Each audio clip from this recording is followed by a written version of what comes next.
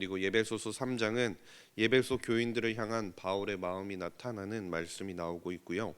에스겔 36장에서는 새 언약에 관해서 말씀하시면서 이스라엘의 완전한 회복을 약속하고 계십니다. 그리고 시편 86편에서는 가난하고 궁핍한 우리의 영혼과 삶을 하나님께 의지하는 기도의 말씀이 나오고 있습니다. 오늘도 말씀 읽기를 통해 많은 은혜 받으시기 바랍니다.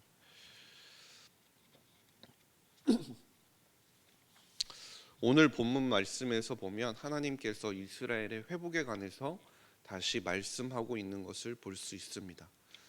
36장의 앞부분을 살펴보게 되어도 그곳에서도 하나님께서 이스라엘의 회복에 관해 말씀을 하셨는데요. 그런데 오늘 본문의 차이점이 있다면 그것은 하나님께서 이스라엘의 회복에 관해서 말씀을 하실 때 그것을 지금 하나님의 관점에서 말씀하고 있다는 게 다른 점입니다.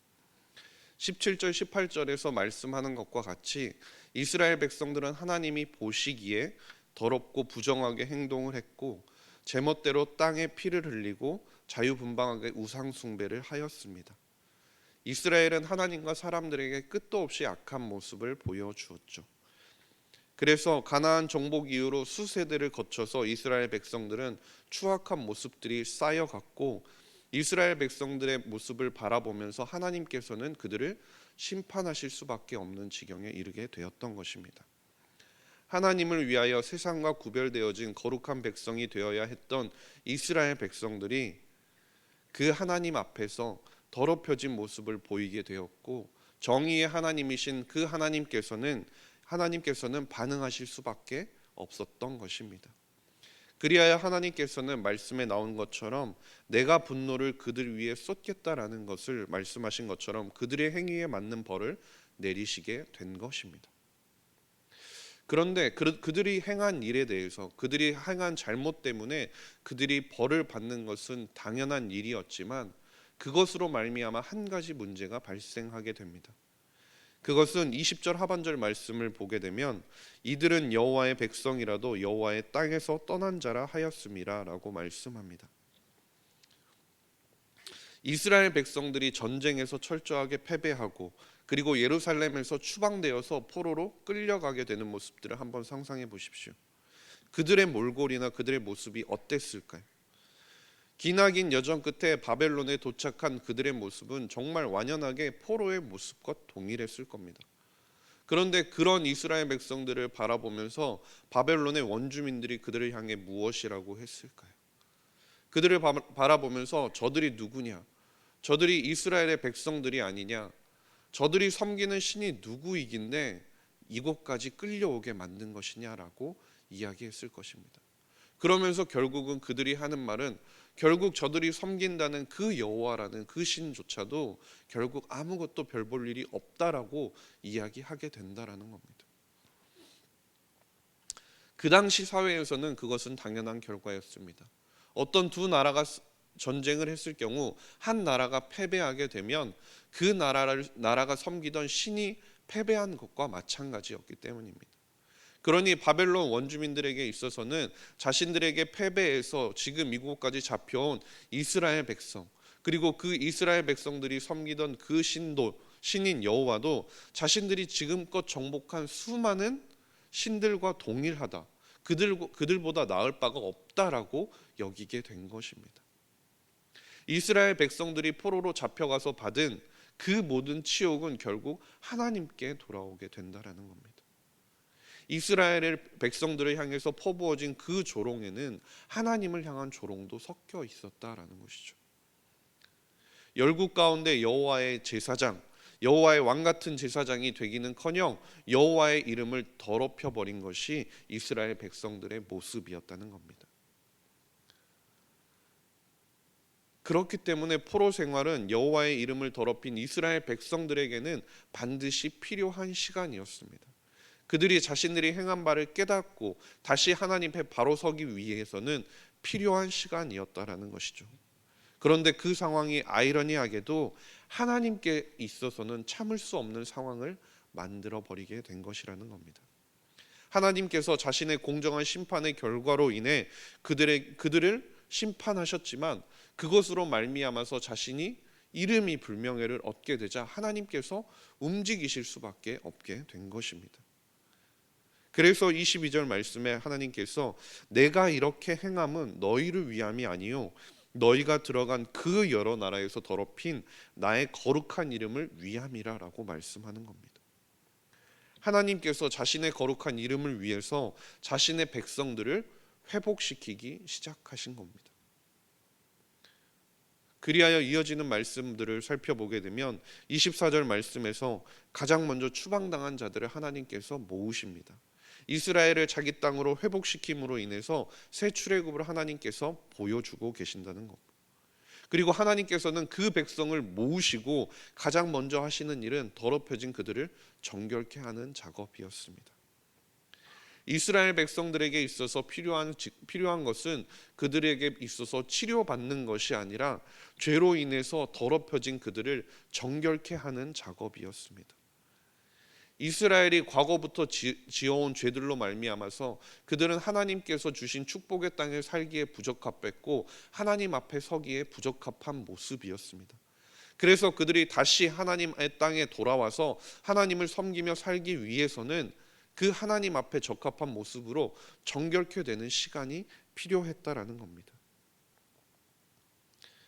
그런데 안타깝게도 그렇게 정결케 되는 작업은 우리의 노력으로는 불가능한 일이라는 사실입니다. 다윗도 시편 51편 17절 말씀에서 어떤 짐승의 제사로도 자신을 정결하게 할 수 없다. 자신의 죄를 정결케 할 수 없다고 이야기하면서 여호와의 자비하심과 능력이 없이는 우리가 깨끗하게 될 수 있는 길은 없다라고 고백했습니다. 이것은 우리도 마찬가지입니다. 하나님의 진노를 피하고 우리가 지금껏 살아올 수 있는 이유, 우리에게 공덕이 있거나 우리에게 하나님의 은혜를 받을 만한 어떠한 업적이 있어서가 아니라는 것입니다. 하나님의 백성을 주권적으로 하나님께서 구원하시겠다라는 하나님의 영원하신 그 계획에 있어서 하나님께서 신실하시기 때문에 우리가 이렇게 있을 수 있다라는 것이죠. 하나님께서 하나님의 백성을 구원하시겠다는 그 계획에 신실하시기 때문에 우리가 하나님의 은혜를 입으며 살아갈 수 있다라는 것입니다. 그렇기 때문에 어찌 보면 우리에게 있어서 구원에 당연한 것은 없다라는 겁니다. 왜냐하면 우리는 죽어 마땅한 존재이기 때문입니다.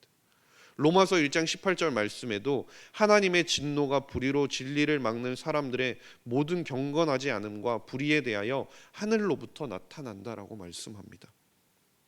우리는 하나님의 진노 외에는 아무것도 기대할 수 없는 자들이라는 겁니다. 이스라엘 백성들도 마찬가지였습니다. 그들에게 있어서 그들이 지금껏 해온 그들이 해왔던 모습들을 바라보면 하나님의 진노 외에는 어느 것도 기대할 수 없는 상황이었다는 겁니다. 그런 이스라엘 백성들에게 다른 길이 생겼다라는 것은 그들이 잘해서 그들의 공로가 있어서 그들의 업적이 있어서가 아니라는 겁니다. 그들 때문이 아니라 하나님께서 약속하여 주신 하나님의 그 계획에 신실하심 가운데 하나님께서 주어주신 길이라는 겁니다. 그렇기 때문에 그것이 우리 때문이 아님을 우리는 기억해야 한다는 겁니다. 하나님께서 자신이 시작하신 것을 끝내기로 결정하신 하나님의 뜻 때문이라는 것입니다. 우리를 위해서가 아니라 하나님의 이름, 하나님 자신의 영광을 위한 길이었다는 것이죠. 그렇게 이스라엘 백성들을 정결케 하신 하나님께서는 또한 하나님께서는 그렇게 불순종했던 자들을 변화시키신다고 말씀하십니다. 포로로 잡혀가기 전에 이스라엘 백성들, 그들은 가끔 어쩌다가 잘못을 저지르던 사람이 아니었습니다. 고집스럽게 끈질기게 도저히 구제불능인 상태로 하나님을 떠나서 살려고 했고 하나님의 언약을 무시하고 언약의 민족이 아닌 것처럼 악한 모습을 보여왔습니다. 그리고 그 근본적인 원인이 무엇인지에 대해서 하나님께서는 그들의 마음과 영 때문이라고 말씀하시면서 그래서 하나님께서는 26절 말씀에 새 영을 너희 속에 두고 새 마음을 너희에게 주시겠다라고 말씀하신 겁니다. 이스라엘의 마음가짐의 근본적인 방향성을 하나님께서 바꾸시겠다고 말씀하시는 겁니다. 그리고 하나님께서 그 바꾸신 그 마음, 그 새 영과 새 마음이 새롭게 작용할 수 있도록, 그리고 하나님께 전심으로 순종할 수 있도록 하나님께서는 27절 말씀에 그분의 영을 주시겠다고 말씀하고 있습니다.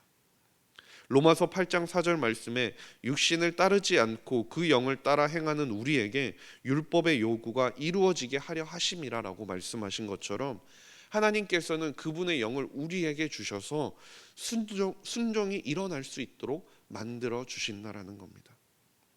이것이 그리스도께서 우리를 위해 죽으신 목적이고 우리 안에 성령을 주신 목적이라는 겁니다. 하나님께서 이스라엘 백성들에게 새 영과 새 마음을 주시고, 그리고 성령을 주시면서 그리스도인으로서 하나님의 새로운 백성으로서 살아갈 수 있도록 내적이고 그리고 정화의 작업을 하나님께서 해 주신 것입니다. 그래서 요한복음 3장 5절 말씀에도 예수께서 대답하시되 진실로 진실로 내게 이르노니 사람이 물과 성령으로 나지 아니하면 하나님의 나라에 들어갈 수 없다라고 말씀하시지 않습니까? 하나님께서 예수 그리스도를 통해서 우리의 죄악을 말끔하게 씻어내시고 십자가에서 이루신 예수 그리스도의 사역의 공로를 우리에게 적용시켜 주셨습니다. 그런데 하나님께서 우리에게 가지고 계시는 그 놀라운 계획에는 우리를 천국에 들어가게 하는 것, 그것으로 끝나는 것이 아니라 천국이 우리 안에 임하고 우리가 거룩한 백성으로서 다시 세워져 가는 것까지 포함되어 있다라는 것입니다. 하나님께서는 하나님의 백성으로서 하나님의 거룩한 이름을 드러내며 하나님의 영광을 드러내는 자녀로서 우리 안에 완전한 거룩이 이루어지게 하시고자 하는 것입니다. 그것이 하나님께서 이스라엘 백성들을 다시 그 땅 가운데 돌아오게 하시고 정결케 하시고 새 마음과 새 영을 주셔서 보이고자 하시는, 우리에게 원하시는 회복의 모습이라는 것이죠. 또한 하나님께서는 이스라엘 백성들을 그렇게 회복시키면서 내적인 부분뿐만이 아니라 외적인 부분에서도 회복시키심을 보여줍니다. 땅을 다시 소유하게 하시고 그 땅의 비옥함과 풍성함도 허락하게 하시는 겁니다. 하나님께 순종하며 살아가는 그 백성, 하나님의 거룩한 모습을 닮아가는 그 백성의 삶이 어떤 모습인지 보여주시는 것이죠. 열방을 향해서도 이것을 봐라, 하나님의 백성의 축복된 삶이 이러한 삶이다라는 것을 보여준다라는 것입니다. 그리하여 30절 말씀을 살펴보면 하나님께서는 더 이상 다른 열국들 앞에서 이스라엘 백성들이 수치를 당하지 않게 하시겠다라고 말씀합니다.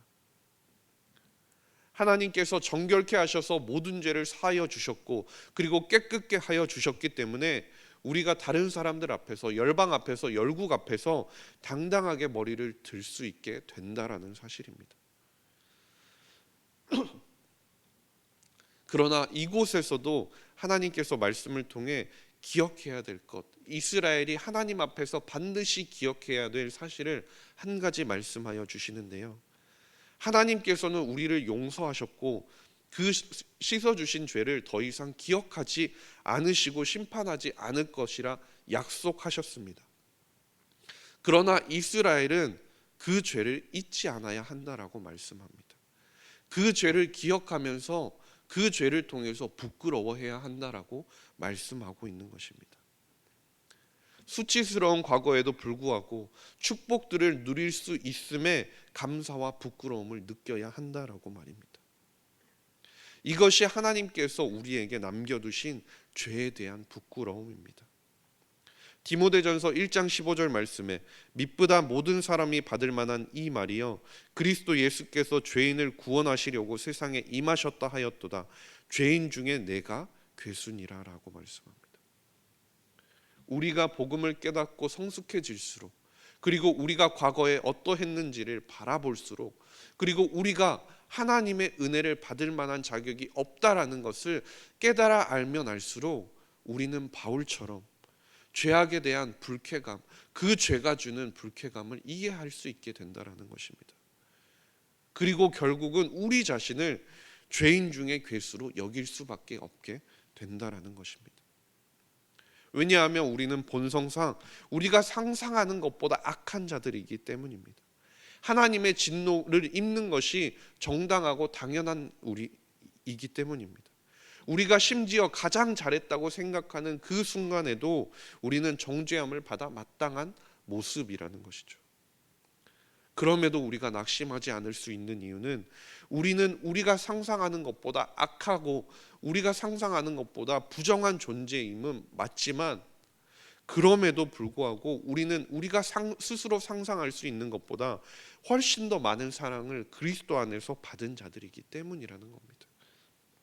우리는 분명 죄인이 맞고 우리는 하나님의 진노 외에는 기대할 만한 것이 없는 자들이 맞지만, 그럼에도 불구하고 우리는 그리스도 안에서 의롭다함을 받은 죄인이라는 사실입니다. 잘못이 많고 끊임없이 실패하는 나의 노력 때문이 아니라 불변하고 영원하시는 하나님의 뜻에 따라서, 그 하나님의 뜻에 따르는 그 신실함 덕분에 우리가 하나님 앞에 나아갈 수 있게 되고 우리가 그 은혜를 기대하면서 살아갈 수 있게 되는 것입니다. 그리고 우리가 하나님 앞에서 우리의 모습을 기억하면서 그 부끄러움을 느낄 때 우리는 그것을 통해서 진정한 회개와 겸손의 마음을 가질 수 있게 되고, 그리고 그 안에서 우리에게 주시는 기쁨과 평강을 우리가 경험할 수 있게 되는 것입니다.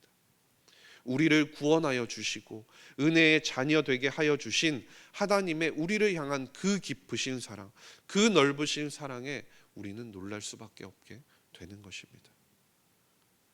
그리하여 최종적으로 38절 말씀에 그리한즉 그들이 나를 여호와인 줄 알리라 라고 말씀하신 것처럼, 이스라엘뿐만 아니라 우리의 삶의 모습을 통해, 우리의 모습을 통해 모든 것을 바라보며 모든 것을 지켜보는 그 열국이 다 함께 여호와만이 하나님이라는 지식에 우리가 이르게 될 수 있다라는 것입니다. 우리가 살아가는 매일의 삶 가운데 우리가 어떠했는지 그 모습을 반드시 기억하며 그것을 통해서 우리가 좌절하는 것이 아니라 그것을 통해서 우리가 받은 하나님의 은혜와 하나님의 사랑이 얼마나 큰지를 다시 한 번 더 깨닫고 더욱 깊이 하나님을 알아가는 저와 모든 성도님들이 될 수 있기를 주님의 이름으로 간절히 소망합니다. 기도하겠습니다. 하나님 아버지, 감사합니다. 오늘도 말씀을 통해 하나님이 여호와이심을 다시 한번 알게 하시니 감사드립니다. 우리는 하나님의 진노 외에는 아무것도 기대할 수 없는 인생이지만 하나님께서 우리를 구원하여 주시겠다고 하신 그 계획의 신실하심으로 우리에게 보여주시는 사랑에 매일 부끄러워지게 하시고 겸손하게 하시고 감사하게 하여 주시옵소서. 잘못이 많고 실패하며 넘어지는 나를 의지하며 살아가지 않게 하시고 불변하고 영원하신 하나님의 뜻과 그 뜻을 반드시 이루어 가시는 하나님의 신실하심을 의지하며 매일의 삶을 살아가는 저와 모든 성도님들이 되게 하여 주시옵소서. 감사드리며 모든 말씀 우리 구주 예수 그리스도의 이름으로 기도드렸습니다. 아멘.